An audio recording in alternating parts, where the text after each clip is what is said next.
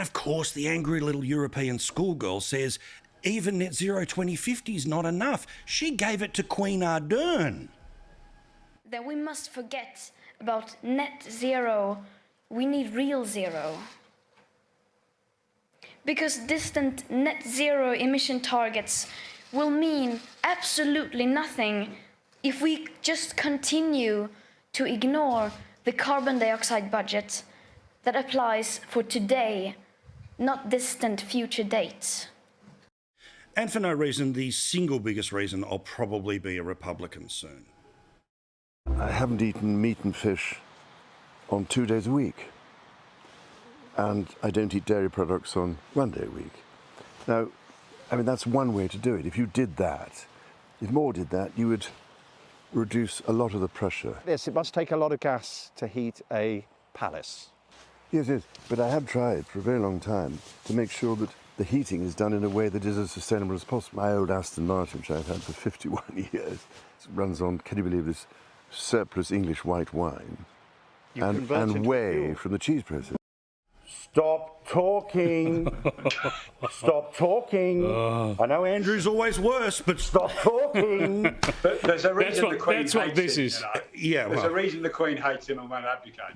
Yeah, correct. But here's the thing, right? Again, I'm not going to argue whether we should or shouldn't. It's going to happen, all right? But cost of transition has always been fundamental to people, and the ultimate consequence of Australia and the rest of the world signing up to something that China doesn't have to sign up to. That's why people can't square the ledger. It's not because they're knuckle draggers and don't believe in climate change and all that other bullshit that people say when you talk about the transition bit, the next 10 years bit. Yeah, well, the point is, too, that it is just batshit crazy, the stuff we were hearing from all sorts of levels. You saw there, you know, a teenage girl who hasn't even finished secondary school is lecturing the world on crazy stuff. You've got a bloke who once said he wanted to be a tampon, telling us he's running his car on cheese and wine, and he deigns to tell the rest of the world what to do while he lives in palaces. And you have Kerry saying, yeah, the biggest economy in the world could shut down tomorrow, and it wouldn't make any difference. Because I'm important. But the point is here, and Joe mentioned it earlier, and that is renewables are cheap, he says, right? Well, sure, you put up a windmill or a solar panel, it makes energy for nothing. Of course, it's cheap. And people love it. And the Daily Telegraph survey was interesting because I think it was almost 60% of people, 58% from memory, said that they want to go to 100% renewables and storage. Now, this is impossible, right? So we all love renewables. If you could run the world on renewables, we would all be in on it. Sure. But you simply can't do it because, as Joe said, there are problems with reliability and storage. Of course, renewables are not always there. I go out at night and the sun is not there and it's not always windy. And we simply can't store the energy, which is why the International Energy Agency says half of the emissions cuts they're talking about by 2050 can't be done with existing technology. So these meaningless, say Scott Morrison, this is the other how crazy it is. You have a coalition government about to sign up for an agenda that's been pushed by Extinction Rebellion. But there's only two things can come from a net zero by 2050 commitment. One is if they really take the action to try and deliver it quickly, get the action underway quickly, it's going to really hurt us and cost us a lot, and they won't be able to do it anyway. And the other point is then it's just crap. It's just a promise in the never, and they're just saying it to get everyone off their back. So either way is a bad outcome. So Joe, I know that there's so many sidebars and all the rest of it here. The thing I love about this company is you can have two people who disagree on something and nobody's going to be marched out the door, right? So, sorry, Media Watch. But, yeah, so, Joe, what are we missing when those of us who talk about cost of transition, again, I'm not arguing against the target, I'm not arguing about the existence, but that's a provable problem.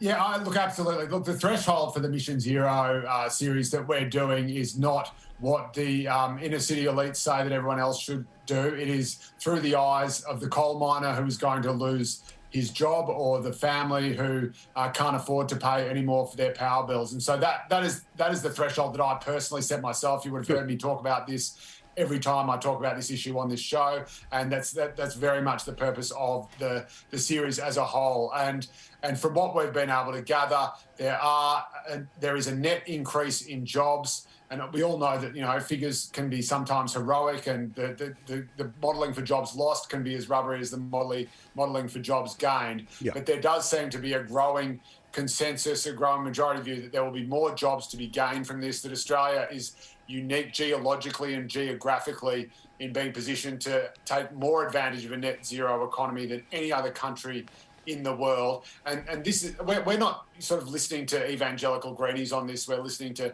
engineers, we're listening to scientists who are innovators and entrepreneurs. We're listening to businessmen and women who actually want to make money out of this and think there is a way to make money out of this and create jobs out of this. So, and Chris is absolutely right. The technology isn't there at the moment for things like wind and solar to provide sustainable baseload power, but there are very exciting things happening with hydrogen. I think there needs to be a serious consideration of nuclear as well, whether that comes off as well. Again, the technology for these small modular reactors that have got people so excited isn't quite there yet either, but it is on the way. And 10 years ago, solar and wind were much more expensive and they were much more unreliable. These days, with batteries, they are able to store much more than they ever thought. And the technology itself is cheaper than we ever thought, to the point where I understand that the government agency who's obliged to hand out grants to these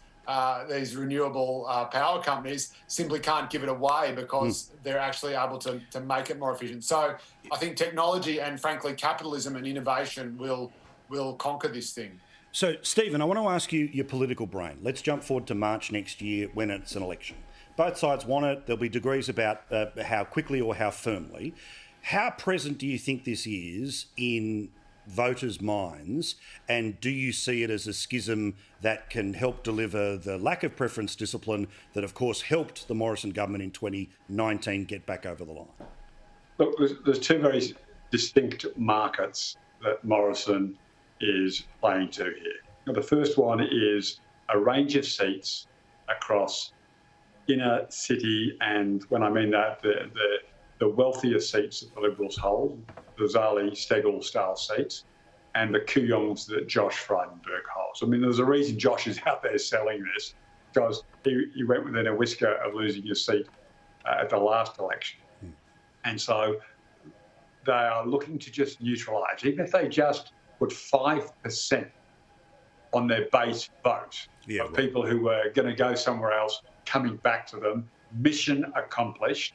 They could regain Zali Steggall's seat, but they certainly will be in a much stronger position to hold all of their seats are under threat from those independent voices for climate. So that's their first problem. The second one is managing the pork barrelling that then is going to come from this. I mean, can you imagine giving a bloke who says, I don't care if you think it's all going to be targeted to Liberal and national marginal held seats to prop them up? Tough. That's what's going to happen. I mean, the Deputy Prime Minister, to be fair to Barnaby, does not care. So there'll be masses of money to go into particularly some regional seats, but especially those Queensland seats and probably a few seats in Western Australia. So the money that the Nationals will get will be used to try and what we call sandbag seats that they hold in regional Queensland and in Western Australia. And they'll be looking to use the actual position, whether I'm with Chris, that they don't believe it. This is just a clever ruse to get them through this election with the voices for climate in those suburban seats they're worried about.